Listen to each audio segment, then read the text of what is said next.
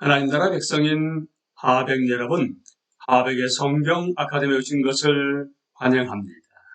이 시간은 신약을 읽다 65강 시간으로 함께 나눌 주제는 가르침 시대 제3부입니다.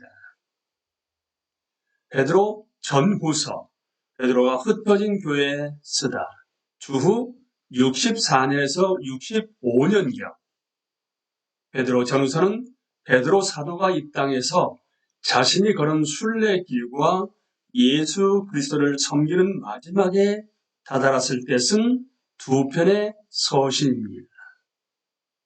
베드로전서는 본도, 갈라디아, 갑바도기아, 아시아, 비두니아에 흩어진 믿는 자들에게 보낸 편지입니다.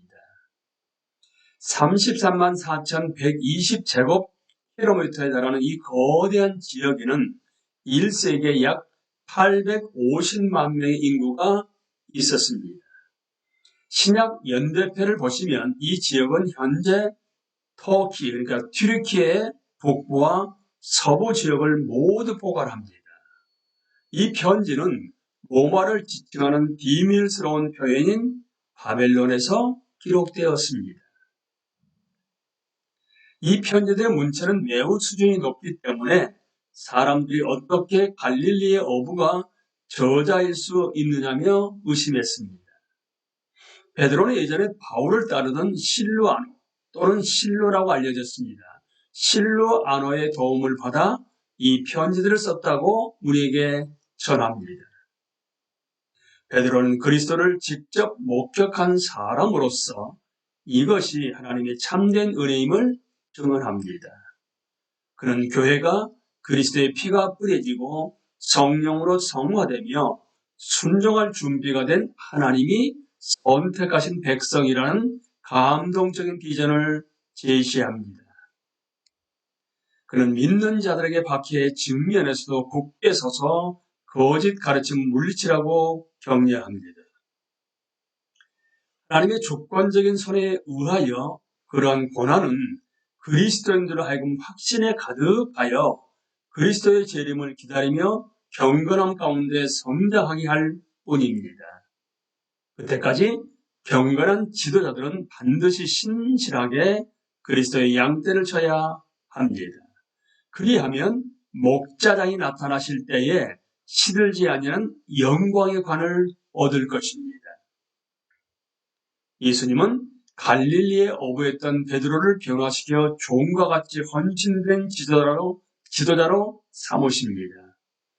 박해와 적개심이 가증하는 매우 실제적인 상황에서 베드로는 교회에 행동할 것을 긴급하게 촉구합니다. 이 두 편지에만 거의 40개의 명령문이 나옵니다. 베드로는 듣는 자들에게 행동할 마음의 준비를 하고 근신하여 마음의 소망을 예수 그리스도께서 나타나실 때에 너희에게 가져다 주실 은혜에 두라고 훈계합니다. 베드로는 그들에게 알지 못할 때에 따르던 너희 사욕을 따르지 말고 모든 행실에 거룩한 자가 되라고 말하는데 이는 이스라엘 소명을 떠올리게 합니다. 그들은 살아있고 항상 있는 하나님의 말씀을 통해 그리스도의 보배로운 피로 대속함을 받은 것입니다. 따라서 그들은 반드시 하나님 말씀이라는 순전하고 신령한 젖을 사모하여 구원에 이르도록 자라나야 합니다. 그들은 산 돌같이 신령한 집으로 세워지고 예수 그리스도로 말미암아 하나님이 기쁘게 받으실 신령한 제사를 드릴 거룩한 제사장이 되어야 합니다. 예수님 자신이 건축자들이 버린 돌이었지만 이제는 머릿돌이 되십니다. 그리스도를 믿는 모든 자는 이제 택하신 족속이요 왕 같은 제사장들이요 거룩한 나라요 그의 소유가 된 백성이라는 이스라엘의 소명을 공유하게 된 것입니다. 하나님의 구속의 목적을 선포하면서 바울은 이방인들에게 다음과 같이 상기시킵니다. 너희가 전에는 백성이 아니더니 이제는 하나님의 백성이요 전에는 긍휼을 얻지 못하였더니 이제는 긍휼을 얻은 자니라. 하나님의 백성은 영혼을 거슬러 싸우는 육체의 정욕을 제어하고 행실을 선하게 가짐으로 경건함에서 살아나야 합니다. 그들은 자유가 있으나 이제는 하나님의 종이 되었습니다. 그들은 친히 나무에 달려 그 몸으로 우리 죄를 담당하셨으니 이는 우리로 죄에 대하여 죽고 의에 대하여 살게 하신 그리스도의 본을 따릅니다. 경건함은 그들의 결혼 관계 및 서로를 사랑하고 자신을 박해하는 자들도 축복하는 모습으로 나타납니다. 이러한 행동을 통해 다른 사람들을 그리스도에게 이끌 수 있습니다. 믿는 자들은 반드시 정신을 차리고 근진해야 합니다. 베드로는 경험상 그들이 마귀에 저항해야 함을 알았습니다. 왜냐하면 모든 은혜의 하나님 곧 그리스도 안에서 너희를 부르사 자기의 영원한 영광에 들어가게 하신 이가 잠깐 고난을 당한 너희를 친히 온전하게 하시며 굳건하게 하시며 강하게 하시며 더를 견고하게 하시기 때문입니다. 얼마 지나지 않아 베드로후서가 작성되었고 첫 편지와 동일한 우려를 담고 있습니다.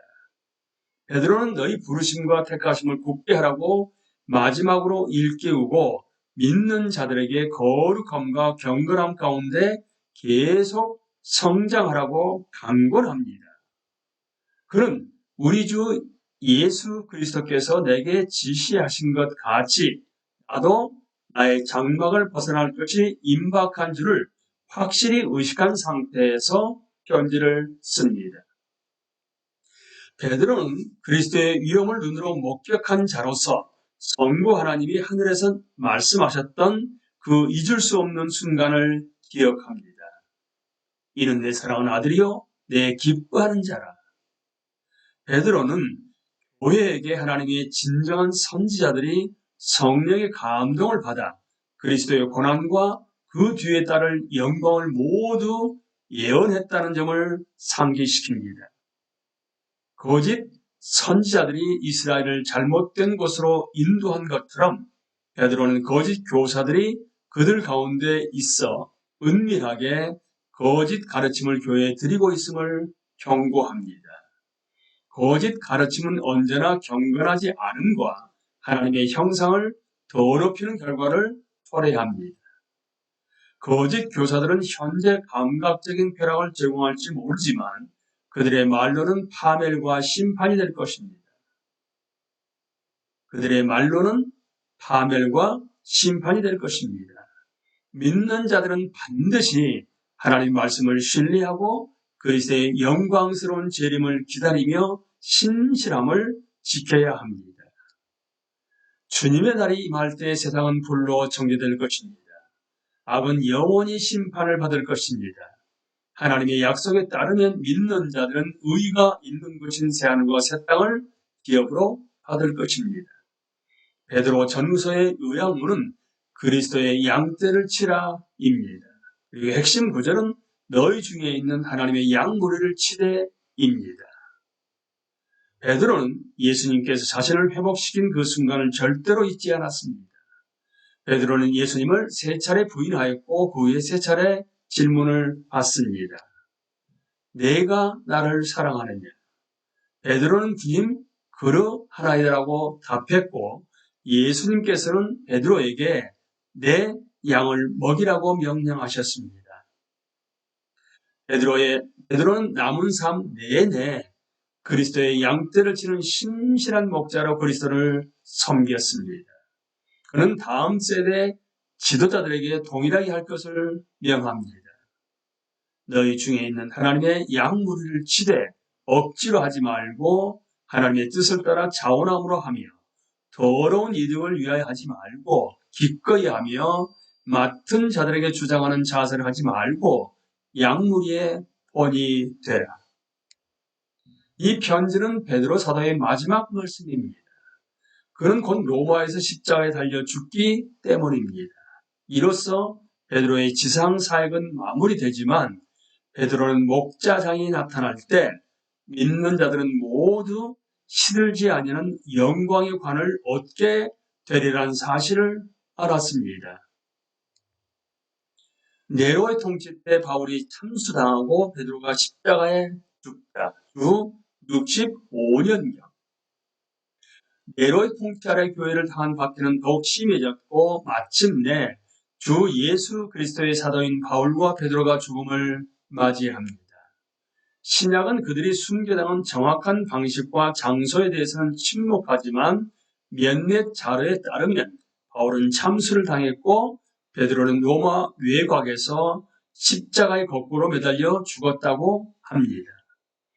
바울은 로마 시민이었기 때문에 십자가의 굴욕을 면했던 것입니다. 피지배국 사람으로서 베드로는 수치의 십자가를 감내해야 했습니다. 바울은 자신의 임박한 죽음을 두고 제단에 드려진 전제라고 묘사했습니다. 베드로는 자신이 예수님의 말씀대로 죽을 것을 알았습니다. 나이와 은사와 성품은 다르지만 베드로와 바울은 많은 부분을 공유합니다. 두 사람 모두 독실한 유대인으로 자랐습니다. 그들은 말씀을 듣고 읽었으며 기도했습니다.